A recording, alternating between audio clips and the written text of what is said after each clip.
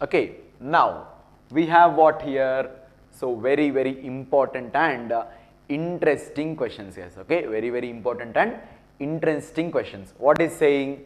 So see, a galvanic cell, okay, a galvanic cell converts dash electrical energy into chemical energy, chemical energy into electrical energy, electrical energy into heat energy, chemical energy into heat energy. Tell me. So, in this electrochemistry chapter, we are having what, guys? In this electrochemistry chapter, we are having two types of, okay, in this electrochemistry chapter, we are having two types of important cells. We are having what? Two types of cells. What are the two types of cells, guys? What are the two types of cells?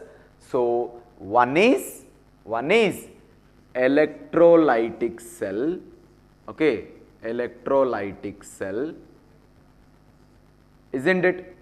And the another one is what? Electrochemical cell, okay, electrochemical. So, we know that electrochemical is a cell which converts what? So, first tell me regarding the electrolytic cell, okay. So, we know the electrolytic cell converts electrical energy into chemical energy, right? We have only the transfer between electrical to where? Electrical to chemical, electrical to chemical in the electrolytic cell, electrical to chemical. And coming to the electrochemical cell, coming to this one, that is electrochemical cell, what it is going to do? It converts opposite. It converts opposite. That is chemical energy into electrical energy. What, guys? It converts chemical energy into electrical energy. That is an electrochemical cell, and electrolytic converts electrical to chemical, reverse, right? Now, if you see here, what he is asking? Galvanic cell he is asking. He is asking about the galvanic. So, if you see, eliminate the options. We don't have electrical to heat energy. We don't have a concept of heat here. We don't have a concept of heat. So, here also chemical to heat. This is also not there, right? This is also not there. Now, if you see, electrical energy is converted into chemical and chemical is converted into the electrical, right? So we have the what? The electrochemical cell. Electrochemical cell is also called as what? Electrochemical cell, right? Electrochemical cell is also called as galvanic cell. Is also called as which cell? Galvanic cell. Okay. Electrochemical cell is also called as galvanic cell. So, tell me, electrochemical cell is converting what into what? Chemical energy into electrical energy. Chemical energy into electrical energy. So, we can say electrochemical cell is a galvanic cell. So, galvanic cell is also converting what? The chemical energy into electrical energy. So, this is a wrong option. However, we have eliminated this. So, our option is what? Chemical energy into electrical energy. Our answer is what? Chemical energy into electrical energy. This is wrong, right? And this is also wrong, because we have only the chemical energy. We have only the chemical energy which is converted into the electrical energy using which cell? Galvanic. Because galvanic is also called as what? Electrochemical cell. Electrochemical cell. Okay, is that clear, guys? So that is regarding the first question. So tell me, galvanic cell has what? It converts chemical energy into electrical energy. There is no involvement of heat energy we have here. Okay, right? That is the first. That is the next question we have. Right. Next, what we have? What is saying? Through the salt bridge. Through the salt bridge, electrons move, ions move, neutral particles move, none, right? So tell me, we are having what? So I am erasing this, guys. I'm erasing this. If you want, you can note it down. Okay, I am erasing this. Okay, please pause the video and note the topic and then continue with the next question. Okay, so right, I'm erasing this. So tell me guys, what do we have? We have through salt bridge. Where is the salt bridge, guys? Salt bridge is actually located between two types of electrodes.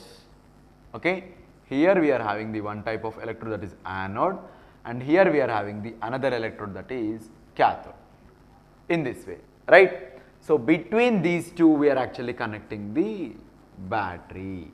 Okay, so where do we have the salt bridge? Here we have the salt bridge. Here we have the salt bridge. Okay, so tell me guys now, so what is the salt bridge we have? So this is a salt bridge. Okay, so why is the salt bridge is used, guys? Why is the salt bridge is used? Why is the salt bridge is used? So salt bridge is used to prevention of interconnection of two different liquids, two different solutions, because here we have one type of solution and here we have another type of solutions.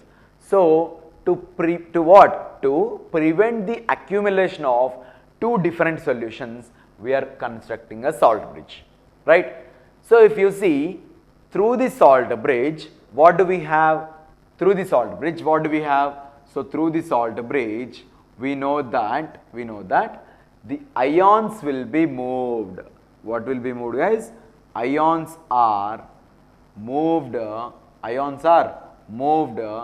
through the salt bridge, because we have K plus and Cl minus using the KCl, right? And the K plus of the KCl and SO4 of the solution are going to form the ions. Okay, so if you consider, here we have ZnSO4 solution, So in the salt bridge, what we have? We have the KCl. We have the KCl, not KCr, it is KCl, potassium chloride. Okay, and in the salt bridge we have zinc sulfate, right? So the potassium from the KCl and the sulfate from the zinc sulfate. Okay, so K from the KCl and SO4 from the zinc, right, will give you the one form of product. Okay, so K and SO4, right? So K2 plus and SO4 minus 2 we are having, right?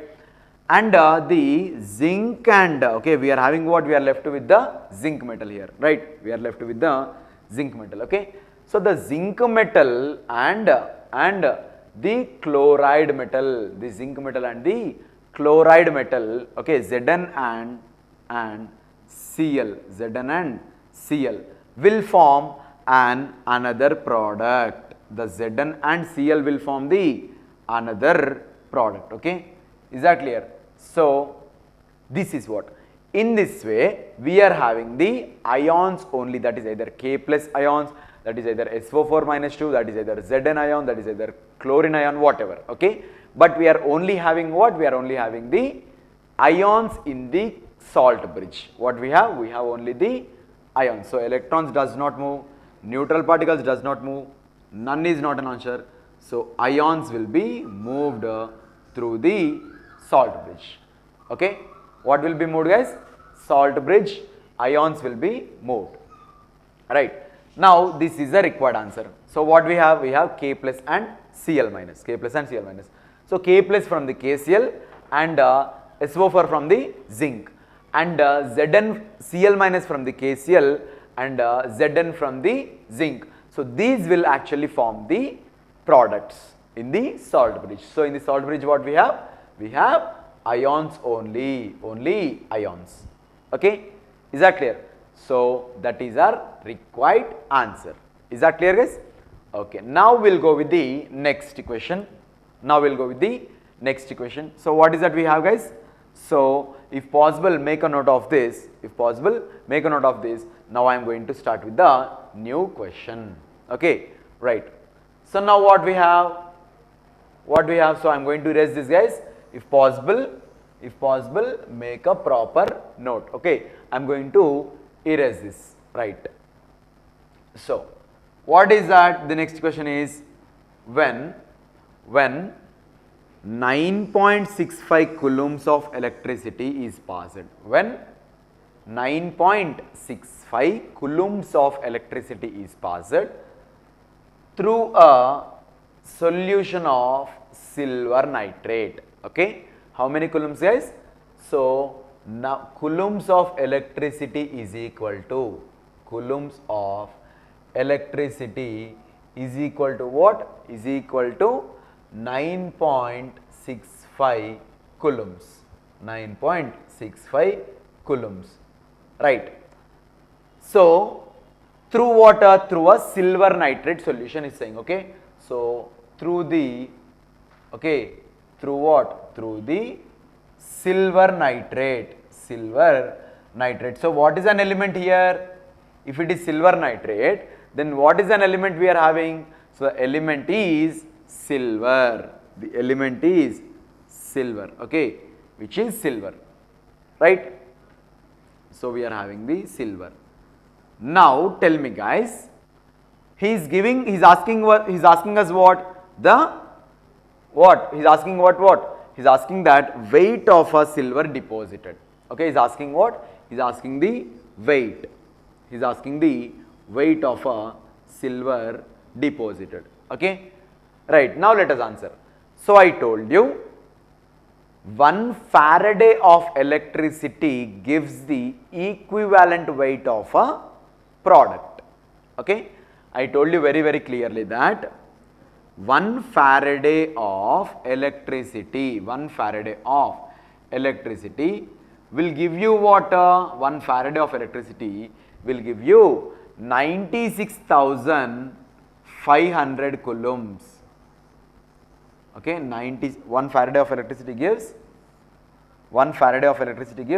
96,500 coulombs. Okay, isn't it? 1 Faraday of electricity gives 96,500. Now if you see here, he's asking what? 9.65 coulombs is passed. Then the weight of a silver given. Okay, so if 1 Faraday is given as a 96,500 coulombs, so 1 Faraday will give you what? It will give you the equivalent weight. It will give you the equivalent weight of the object. Equivalent weight of the object, right? 1 Faraday will give you the equivalent weight of a substance, right? So now I told you 1 Faraday is equal to what? 1 gram equivalent. So 1 gram is equivalent to 1 gram equivalent is what? It is nothing but atomic weight by valency. Atomic weight divided by valency, right? 1 equivalent weight is equal to the atomic weight by valency. So if you see valency of silver, what is that? Valency of silver is equal to what? Valency of silver is equal to what? Is equal to 1. Valency of silver is equal to 1. So when the valency of a silver is equal to 1, okay, valency of a silver is equal to 1, substitute that valency here, then equivalent weight becomes what? Equivalent weight is equal to atomic weight is how much? It is 108. See, he has given atomic weight is 108. So 108 divided by valency, which is equal to 1, that is equal to 108, right? So the valency is 1 for the silver. So the atomic weight and the equivalent weight both remain same for the silver. Both remain same. Now I told you very clearly. Okay, so I am going to erase this, guys. If possible, make a note of that. I am removing. Okay, so I told you equivalent weight is also equal to 108. Okay, equivalent weight is also equal to what? Is equal to 108. Now, so equivalent weight is equal to 108. So 1 Faraday is equal to how many coulombs? He said that 9.65 coulombs of electricity is passed. 9.65. So this is equal to 1 Faraday, that is equal to 96,500, right? So if it is 96,500 is giving 108 grams, is giving 108 grams. 96,500 gives 108 grams. Then what is saying? 9.65 only. He is saying that 9.65. So give, okay, so make this two zeros there, make this two zeros there. So 965 is equal to 108 divided by 100. Okay, 108 divided by 100. Now I want what? I want 9.65 only. So I need to divide by again two zeros, where 9.65 is equal to 108 divided by 10,000. Okay, so 9.65 coulombs is equal to what? What he has given, guys? Options: 10.8 milligrams. 10.8 means what? Divided by 3. So this is equal to same. Okay, exactly. So see, if I take 10.8, then I am left with the 3 zeros here, which is 10 power minus 3, which is equal to 10.8 milligrams. This is the required answer. Okay, we know very clearly, listen, when 9.65 coulombs of electricity is passed through the silver, then the silver nitrate deposited is. We know atomic weight is 108. Then equivalent weight is what? Atomic weight by valency, I told you. So valency of silver is what? Valency of silver is 1. So equivalent weight is equal to same atomic weight, right? Now if you see, 1 Faraday is equal to 96,500 coulombs, which will give you the equivalent weight, right? So if 96,500 coulombs gives you the 108 grams, then X will give you what? X will give you the, okay, when 96,500 gives you the 108 grams, then 9.65 will give you the 108 by 10,000, which is equal to 10.8 milligrams, which is equal to 10.8 milligrams. Is that clear, guys? So that is the question we are having. Is that clear? So make a note, we'll go with the next question. Okay.